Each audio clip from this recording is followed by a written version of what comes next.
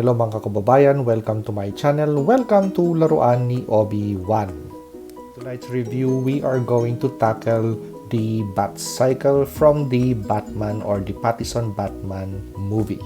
So let's check out the contents of our purchase. So we have the BatCycle, we have the BatCycle stand, we have a trading card, and an alternate hand for this Batman action figure. The BatCycle is already on board our collection. This guy has once again needs to go through a little bit of changes to what I already did to it. Actually, just a little bit of tweaks here and there. So let's start with the head sculpt.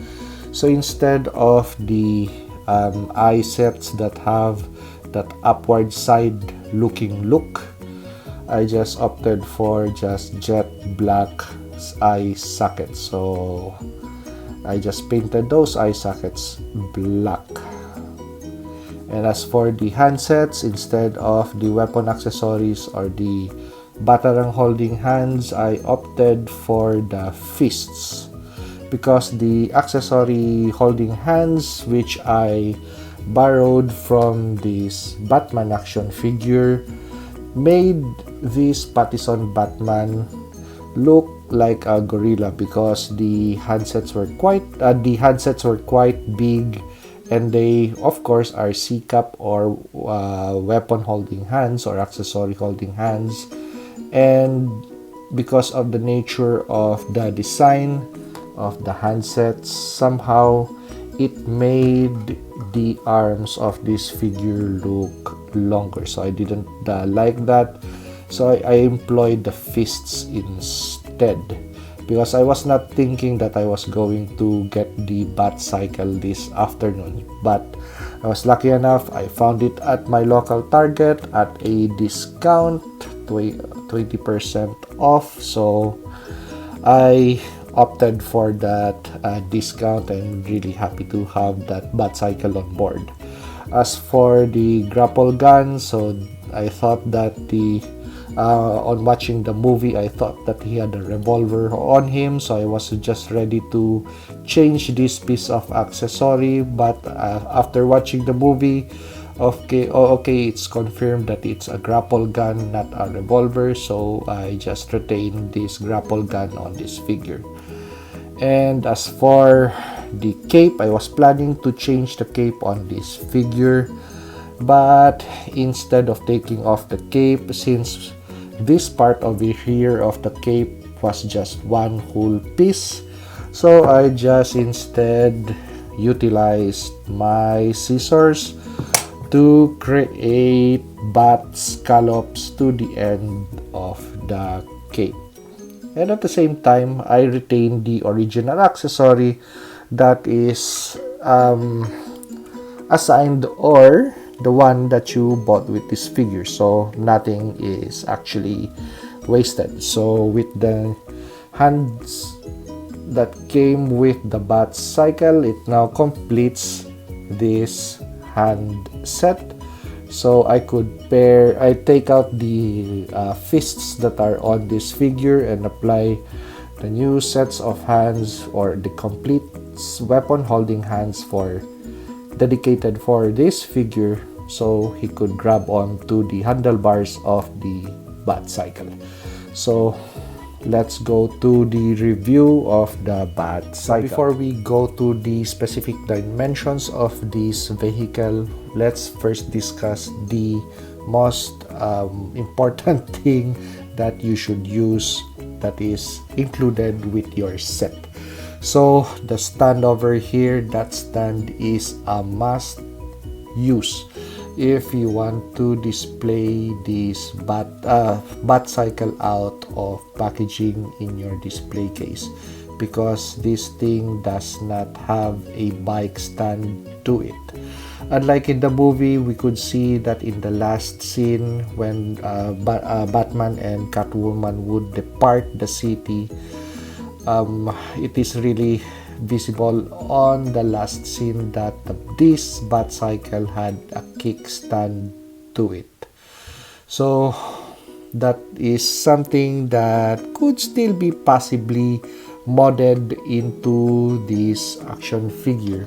So actually, when you take out the bike, we still have a lot of space over here that we could possibly just drill a hole there and use whatever plastic material that we have in our accessories bin that could or looks like a bike kickstand.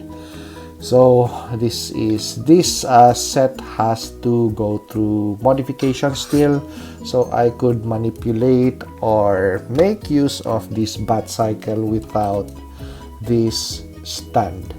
So right now, since we don't have that stand on board yet, let's make use of the one that Mcfarlane Toys has supplied us. But first, let us go to the dimensions of this vehicle. So if you're interested in purchasing one, the length of this motorcycle is about 10 inches. So as for the ground clearance, that's about 1 inch ground clearance. As for the width of this vehicle, so we're going to measure the engine. So that's about 3 inches. Okay, so actually it really does not take a lot of space. If this is going to be the only BatCycle you have on board with the Batman action figure, the Pattison Batman. So let's do a quick 360 of this BatCycle so we could enjoy the details on it. So actually the biggest and the bulkiest part on this motorcycle set would be the engine bay. So if this was a true motorcycle, which I doubt it is, or if it is really a true motorcycle, I guess you're really literally riding on top of a rocket engine. So this is an engine that could possibly already propel a Mini Cooper or a subcompact sports car. So having that engine on board literally makes this thing a crotch rocket. So as for the width or the diameter, the width I mean. So the width of the wheels, so they are proportioned to the vehicle. So the back wheels are much bigger than the front wheels. As for gimmicks, do we have any weapons on this or possibly attachments? Zero attachments. As you could see, this thing needs a display stand. No attachments of weapons or whatsoever. Plus in the movie we don't have any attachments on the BatCycle, so that's okay. And as for gimmick, so that's the only gimmick that we have for this BatCycle. But since this is a 10-inch figure, it scales well with a 7-inch Mcfarlane figure. So the one that this vehicle is intended for is a good match for it. So as for the paint, majority is black. As for the parts that are silver, those are only for the engine parts and some of the disc brake sets for this bike and possibly on the chains over here. So the drive chain, that is there's a little bit of silver to it, but majority of this motorcycle is just matte black. We don't have any paint or stickers on the control panel.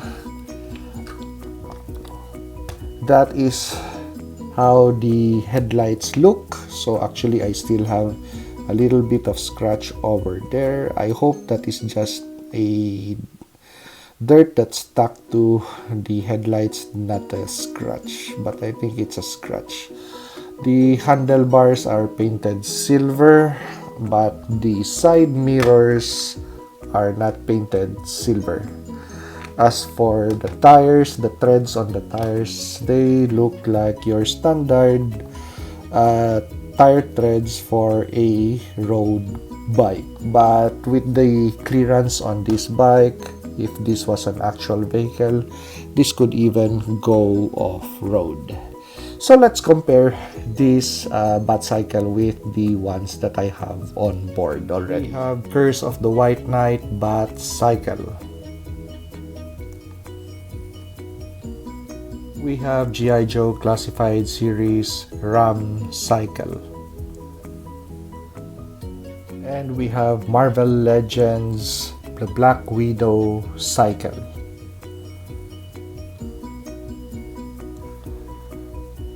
So if possibly in the future Jay's BatCycle would go into clearance just like the other BatCycles would go into clearance, something like $11 or $7, $8. How would it fare or match with a 6-inch figure? For example, the other figure that I have in my collection that I would want to have a motorcycle as an accessory would be the Zartan figure, G.I. Joe Classified Series Zartan figure.